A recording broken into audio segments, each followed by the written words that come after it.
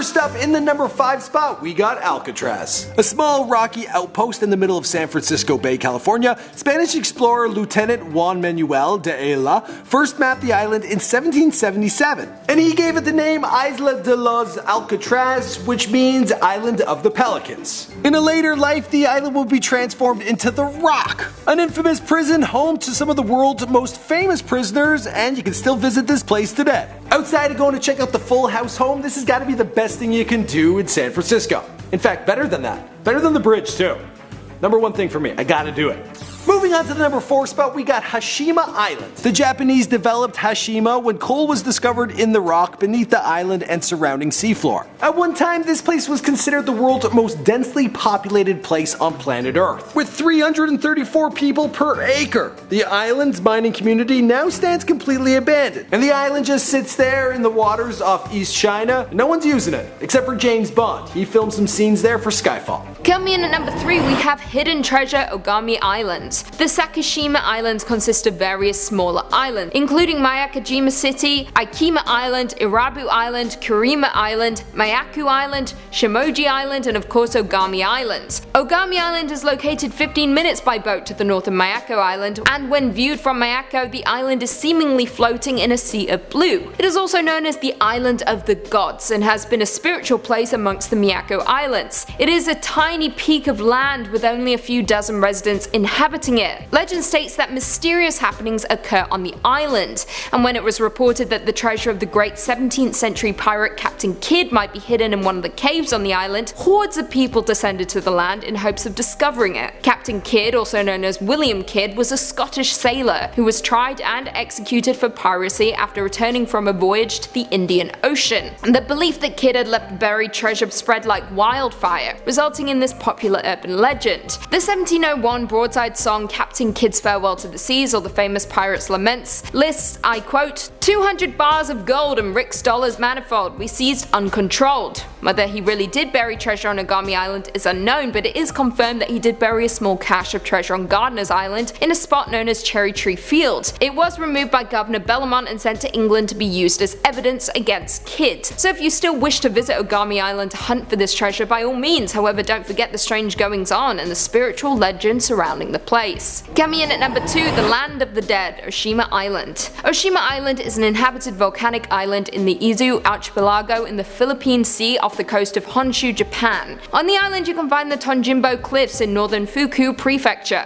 They are an ancient rock formation dating back to a volcanic eruption around 12 to 13 million years ago. The cliffs surround a small peninsula protruding out into the water and are a popular tourist attraction. However, there is a spooky legend surrounding the area, with a well-known scenic spot near Tonjimbo Cliffs supposedly transporting folks to the land of the dead. It is said that if you turn around counterclockwise while on the bridge nearing Tonjimbo Cliffs, you will fall into this ghostly world. The bodies of suicide victims who have thrown themselves from the cliffs will often wash up on the shore of Oshima Island, and this superstition may have stemmed from the belief in the wandering ghosts of these victims. It is said that the world of the dead is the reverse of our world, so turning counterclockwise in a place so close to death could spell the end for all of us. And finally, coming in at number 1, we have the flaming ghost ship of Prince Edward Island. Prince Edward Island, also referred to as PEI, is a province in Canada and one of the 3 maritime provinces. Not only is it the smallest province in Canada, but it is also the most densely populated. Now, it is said that the residents of PEI are no strangers to ghost stories and legends, with the island being home to some of the scariest tales of unpredictable waters, ghostly ships, and sea monsters lurking beneath the depths of the oceans. The folklore has spread like wildfire through the province, with the stories becoming their legacy. Saying that, the most famous legend to emerge from the island is that of the flaming ghost ship. Dating back to 1786, people have reported sightings of a schooner on Northumberland Strait, with its masts ablaze. The stories ran rampant to the point that the flaming ship began to pop up in novels, newspapers, travel books, and even academic journals, and quickly became one of Canada's most famous ghost story. Back in 1900, a group of sailors in Charlottetown saw a ship on the horizon, with white sails and crew members climbing up the masts as they attempted to escape the flames on the ship. It is said that the sailors jumped into a rowboat and oared out as quickly as they could to rescue the ship's ship's crew, but as they neared, the boat vanished. Now there is little discussion as to where the boat comes from, with folks mostly fixated on its appearance and flaming masts. Legend says though that the ship is blown in on a northeastern wind and is an omen that a storm is coming. Number 5. Fata Morgana Land. Fata Morgana Land was found in 1907 by J.P. Koch and Age Bertelsen. Age Bertelsen was a painter and J.P. Koch was a captain, explorer, and the uncle of Loge Koch, who we will get to know in just a second. The two men found the island just off the northeastern coast of Greenland. The sighting of Fata Morgana Island occurred during the 1906 to 1908 Denmark expedition, which was led by Ludvig Mylius Eriksson. Many more actually claimed to have seen the island as well. Fata Morgana was also spotted by Loge Koch in 1933, 26 years after its initial alleged sighting, while Loge was flying over the area. It was sighted again from the air by Peter Freuchen in 1935, and again in 1937 by Ivan Pappinen. As I said earlier, Loge Koch was the nephew of J.P. Loge was a Danish geographer and Arctic explorer, so it makes sense that his interest was piqued by this mysterious island. After Papinen's sighting, Loge began on a seaplane expedition starting in Svalbard in 1938 in the hopes of locating the evasive island. To join Loge on his journey was Captain Rudolf Meyer and operator Franz Prushoff. The men flew from Copenhagen to Kings Bay in Spitsbergen. They approached Greenland from all directions, but were still unable to spot the island. Now for the humorous naming of the island, Fata Morgana Land. A Fata Morgana is a complex form of superior mirage visible in a narrow band above the horizon. A superior mirage is created by a downward refraction of light as it passes through a temperature gradient, warm to cold. Essentially, it's an optical illusion, where an existing island is able to reflect an image of itself to a different location. It is also extremely common for this anomaly to occur in polar regions because the temperature change is vast enough to create a large refraction. The island that Fata Morgana Land is an alleged Fata Morganas of is called Tobias Island, and it's located about 70 kilometers from the northeastern coast of Greenland. Number 4. Island of Demons. The Isle of Demons, or Demon Island, is said to be located near Newfoundland, Canada,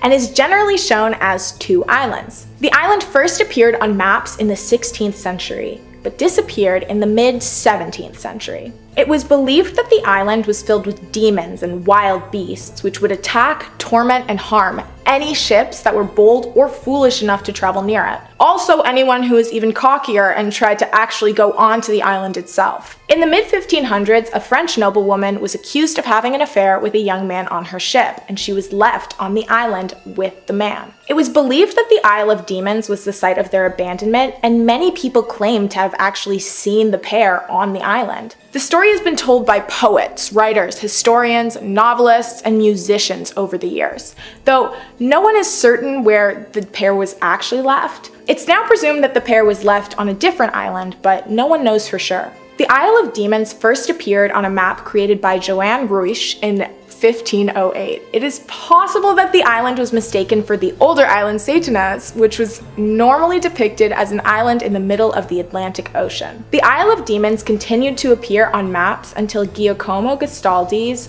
1556 map, where the island is called Isola dei Demoni and is shown as a very large island with flying demons on it. The island has since been declared a phantom island, as it has not been seen or mapped since Gastaldi. But legends of the island remain prominent, as people attempt to uncover the truth that lies within the mystery-riddled history. In third place, we have Dead Man's Island. Even though it's kind of close to the public, Dead Man's Island is home to ghostly lore that is centuries old, so of course I had to talk about it. The list of spectral sightings and strange phenomena grows by the year, ranging from loud clanging noises that ring out in the dead of the night, to hurried footsteps that pace back and forth, or the unearthly moan of a young woman's sobs that fill the air. Tales of supernatural encounters stretch back more than a century, so the Squamish people call the place the Island of Dead Men. And a very long time ago, it said it was the site of a fierce battle. We're talking like northern and southern nations fought fought over claims to this plot of land. Now, the southern nation kidnapped 200 women, younglings, and elders from the north and held them captive. But when 200 young northern warriors traded themselves for the hostages' freedom, they were cut down on the spot. In the 1860s, the government offered to sell the land to one Samuel Brighouse. He declined the offer, but one of his partners, John Morton, decided why not. He rode to the island where he found hundreds of red cedar boxes scattered, amongst the foliage and perched in the upper branches of the tree, and quickly discovered they were fragile. When he reached up to touch one of them, it had crumbled above his head, showering him with the bones of its long deceased inhabitant.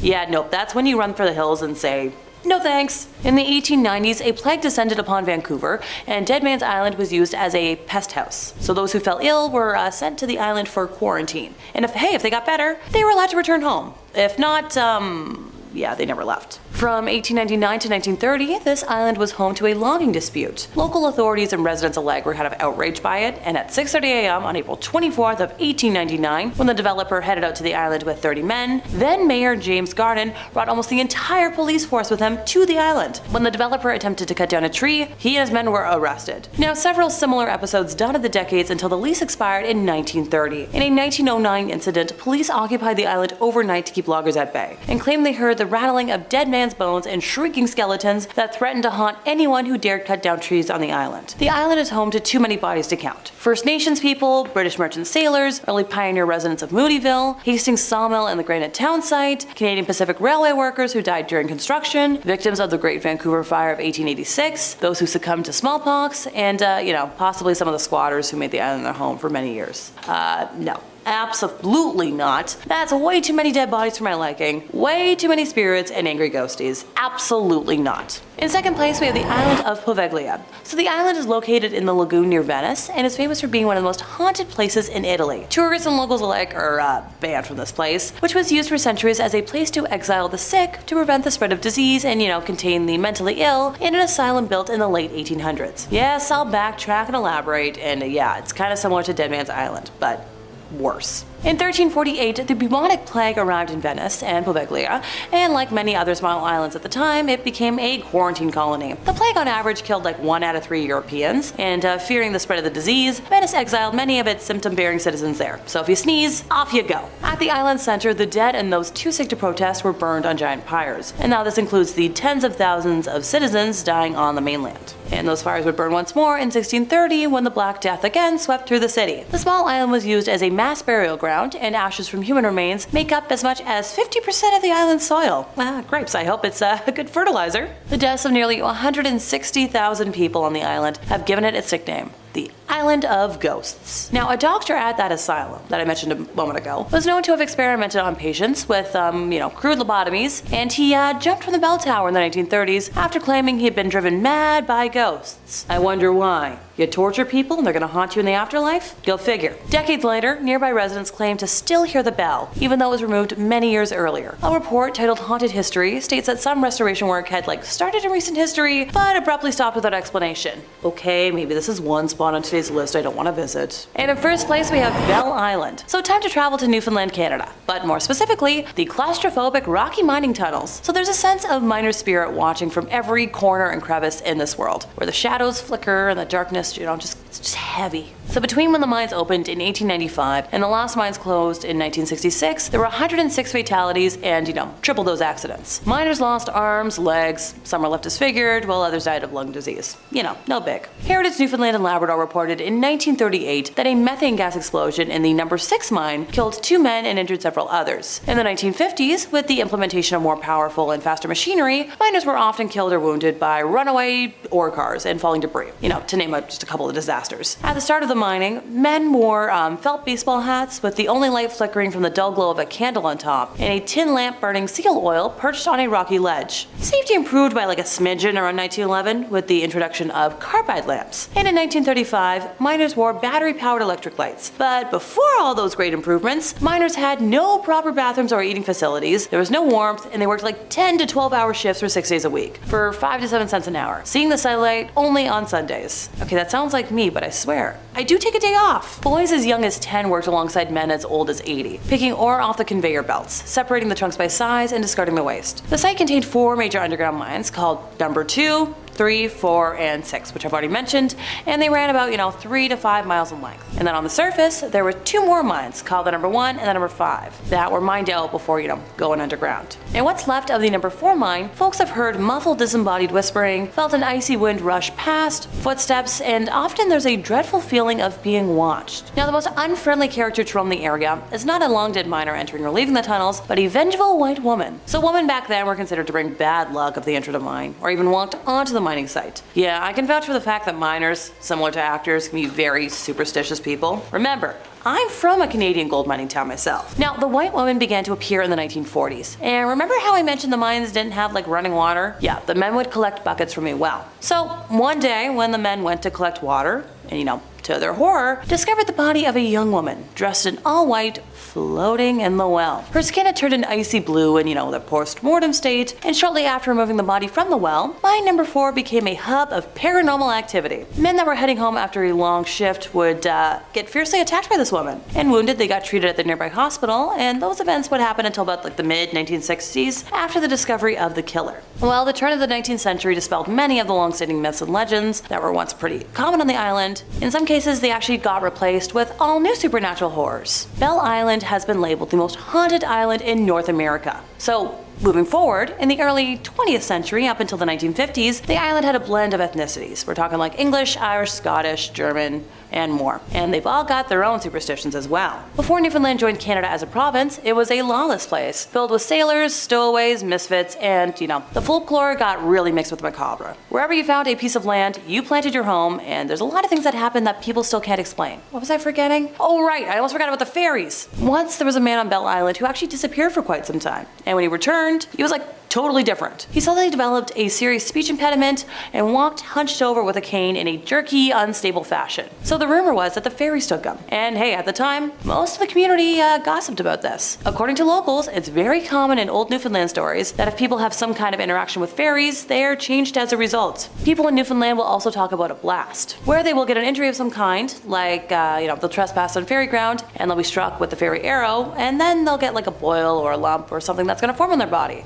And when that lump is cut open, things such as feathers and twigs are going to come out of that wound. And with what I know about fairies, this is officially the scariest curse on the list. They're very much something one does not mess with. Trust me. Coming in at number 5, we have Fire Island Lighthouse, Long Island. The Fire Island Lighthouse is a landmark on the Great South Bay in New York off the coast of Long Island. The lighthouse is part of the Fire Island Light Station, which contains the lightkeeper's quarters, the lens building containing the original First Order Fresnel lens, and a boathouse. The current lighthouse is a 180 feet stone tower that began operation all the way back in 1858. The lighthouse can be accessed by the public with tours being available. However, you may not want to visit after hearing about the legend that is said to surround it. Legend has it that when the Fire Island Lighthouse was being rebuilt, the keeper at the time, Nathaniel Smith, and his family were living nearby during the construction. However, when Smith's daughter became ill, it purportedly took around 3 days for medical aid to reach her. By that point, it was too late. Legend goes that as you climb the 182 steps to the top of the lighthouse, you can still hear Nathaniel Smith moaning for his lost daughter. And once you reach the very top of the lighthouse, you will hear his footsteps on the stairs climbing up closer and closer towards you. No thank you, I have no desire to visit this lighthouse in the slightest, especially not after watching the movie The Lighthouse. Hell no. Coming in at number 4, we have The White Lady, Hawaii. According to those who have grown up in Hawaii, the story of the White Lady is told to almost every child growing up in the state. It is said that the White Lady can be in the form of Madame Pele, the goddess of fire, or even an unknown woman searching for her long lost love. Now, while Pele assumes myriad forms, she is perhaps best known, as well as most feared, for taking on the shape of a woman with long white hair, appearing sometimes disheveled, sometimes polished, and sometimes elderly and sometimes young. She is said to roam from island to island, hitching rides or asking for cigarettes, the latter of which she can light with a mere snap of her fingers. She has been spotted on Highway 30 in Ho'oponopono, wandering between the tropical plantation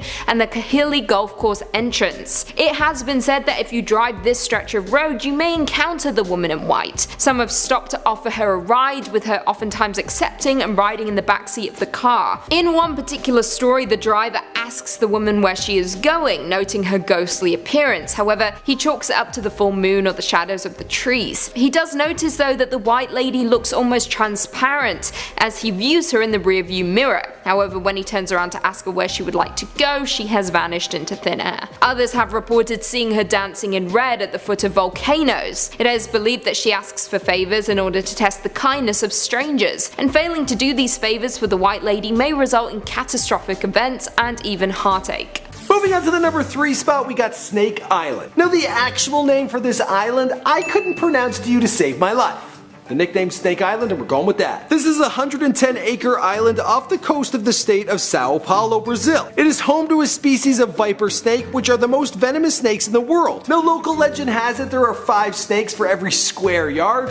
So that's a whole lot of snakes, and it's illegal to even put a foot on the island. Yeah, you ain't allowed to go there, for your own good. Next up at number 2, we have North Sentinel Island. North Sentinel Island lies some 20 miles west of Smith Island in the Bay of Bengal. It is about 28 square miles and is completely forested with the exception of a thin strip of beach that encircles the land. And inside it is populated with one of the few uncontacted tribes that exist in this world. They are known as the Sentinels, and they have resisted virtually all forms of contact and are a very hostile bunch. Anyone who's tried to make contact or even sail past this island, well, they get a whole bunch of arrows thrown in their direction.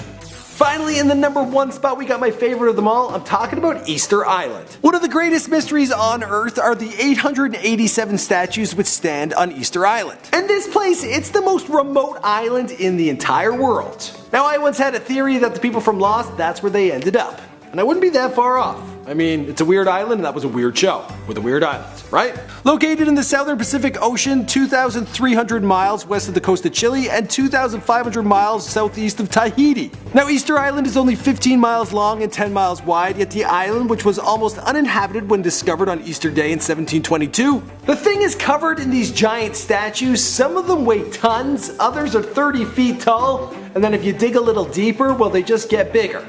Who the hell put these there? How did they do it? No one can figure it out. In 5th place, we have Isla de las Muñecas, Mexico. So the island of the dolls in Mexico is like something straight out of a horror movie, but my kind of horror movie, or perfect place. Located on Texuelo Lake, it is home to hundreds of hanging, slowly decaying dolls, thanks to a man named Don Julian Santana. So over 50 years ago, Don Santana left his wife and child and moved onto an island on Texuelo Lake in the Xochimilco canals. I promise I tried to say it right. Let me know in the comments if I got it wrong. According to him, a young woman actually drowned in the lake in the 1950s, and he devoted his life to honoring this lost soul by collecting and hanging up dolls by the hundreds. Eventually, Don transformed the entire island into a doll-infested wonderland. So he began collecting lost dolls from the canals and the trash near his island home. He's also said to have traded produce he grew to locals for more dolls. But he didn't clean them up or attempt to fix them. He just put them up with missing eyes and limbs, covered in dirt and generally in whatever ramshackle state he found them in. Even when the dolls arrived to him in good shape, the wind and weather turned them into cracked and distorted versions of themselves, which I love. He also kept his cabin filled with dolls, which he dressed in headdresses, sunglasses, and other accessories as need be. So despite the fact that most people found this island frightening, he saw the dolls as beautiful protectors, as he welcomed visitors who he would show around, charging just a small fee for taking photos, just for upkeep and stuff. In 2001, Don Santana was found drowned in the same area, in which he believed that a woman had died. So according to legend, the dolls and the island are haunted by the spirits of the dead girl, and perhaps even by, Don himself. Alrighty, so after all that, who wants to go on a road trip with me? Anyone? Look, as long as we leave the dolls alone, I'm sure the curse won't follow us home. Okay, I'm 50% certain, but still. Let's go. In 4th place, we have Lokrum and Daxa in Dubrovnik, Croatia. So both of these places have such dark histories that I couldn't leave either of them out. They work so well together. One of them, Lokrum, is accessible by a regularly scheduled, kinda crowded, taxi boat, whereas the other, Daxa, has no links to the mainland and is actually avoided by locals. So legends and suspicions have surrounded this beautiful island of palm trees and pines since its long-term residents were removed in 1798. So settled on Lokrum since the early around 11th century, the community of Benedictine monks were evicted by Napoleon's troops. The night before their expulsion, the troops placed a curse on those who usurped the sacred ground. Half a century later, Habsburg royal Maximilian, the younger brother of the Emperor Franz Joseph, bought Lokrum. He converted the monastery complex into his pleasure gardens, spending many a happy summer having exotic trees and plants planted and colorful birds imported. He later met his end by execution, even though close friends tried to give him an escape that he didn't accept because, get this, he felt shaving his beard to disguise himself would undermine his dignity if he were to be recaptured, which, I think that tells me plenty about his character. Oh, and from the exclusive beach bistro of the 5-star hotel, Daxa is usually just referred to as another, splash of green in an idyllic panorama of islands that tends to hang out. And if you're looking at the map, Daxa is pretty close, like you could almost swim there. But the dotted lines around it kind of indicating sailing routes that really avoid it on purpose, skirting around to just avoid it no matter what. So kind of like Lokrum, in medieval times Daxa was first inhabited by monks, although later well-to-do travelers ignored it, preferring the larger, more accessible island to relax. In October of 1944, partisans were expelling pro-German Nazi forces from great swaths of what would become post-war Yugoslavia, and they arrived in Dubrovnik. Rounding up hundreds of sympathizers, including the city's mayor and local priests, they then took a certain number over to Daxa and executed them. Citizens were warned not to look for their loved ones in any case because there were no graves or burial plots. Dubrovnik simply got on with being part of Yugoslavia, and Daxa was never visited. If it was discussed, the talk turned to ghosts and the bad spirits that haunted the island. And in 2009, someone stumbled on the remains of several bodies. Forensic investigation revealed that there were 53 adult males, some carrying religious items associated with priesthood. A plot was created for reburials and a memorial erected. But even today, very few people visit Daxa, and it's abandoned and pretty much overgrown, so its secrets are hidden, and I'm good. Number 3. Ernest Lagouve Reef. Located in the South Pacific, south of French Tuamotu Islands and east of New Zealand, lies Ernest Lagouve Reef, and it's, a reef that seemingly doesn't exist. In 1902, the reef was first reported by the captain of ship Ernest Lagouve. He described it being about 100 meters long, with another reef very close to it. The same year, it was also reported in the Paris Notice to mariners. It is not clear whether the captain of the ship was the Ernest Lagouve, or if the ship that located the island was simply named Ernest Lagouve. In both 1982 and 1983, the reef was searched for but was unable to be found. The Ernest Lagouve Reef, also referred to as the Ernest Lagouve Rock, is considered by some as the real-life approximation of the remains of the fictional Lincoln Island. The novel which Lincoln Island originates from places the remnants of the exploded Lincoln Island extremely near the location of the real Ernest Lagouve Reef. Lincoln Island was described as an isolated rock, 30 feet long and 15 feet wide, emerging barely 10 feet above the water. The formation was referred to as a reef several times after the fictional story's explosion of Lincoln Island. The similarities between the fictional island and the mysterious Ernest Lagouve Reef has definitely offered a lot of space for interesting theories to arise. Some believe that the fictional reef written is actually the explanation for the Ernest Lagouve Island. The uncertainty surrounding whether or not this reef exists has definitely subsided. Most people are now sure that it doesn't exist, but the previous sightings forced those with curious minds to take a second look. Number 2, Mount Penglai. Have you ever wished to live forever? Well, if you feel like going on a long journey, you may be lucky enough to find a place where your wish could come true. Mount Penglai is a mythical island that appears in both Chinese and Japanese mythology. However, it is referred to with a different name in Japanese mythology. In a legend originating in the state of Qi from the pre-Qin period, immortals live in Penglai Palace, which is located on the top of Mount Penglai. The mountain is often said to be the base for the 8 immortals and the illusionist Anki Shen. The 8 immortals are a legendary group. Each immortal's power can be transferred to a vessel, and they can grant life or destroy evil. Most of them are said to be born in the Tang or Song dynasty, so within the 600s to the 1200s. Everything on Mount Penglai appears to be white, while its palaces are made from gold and silver,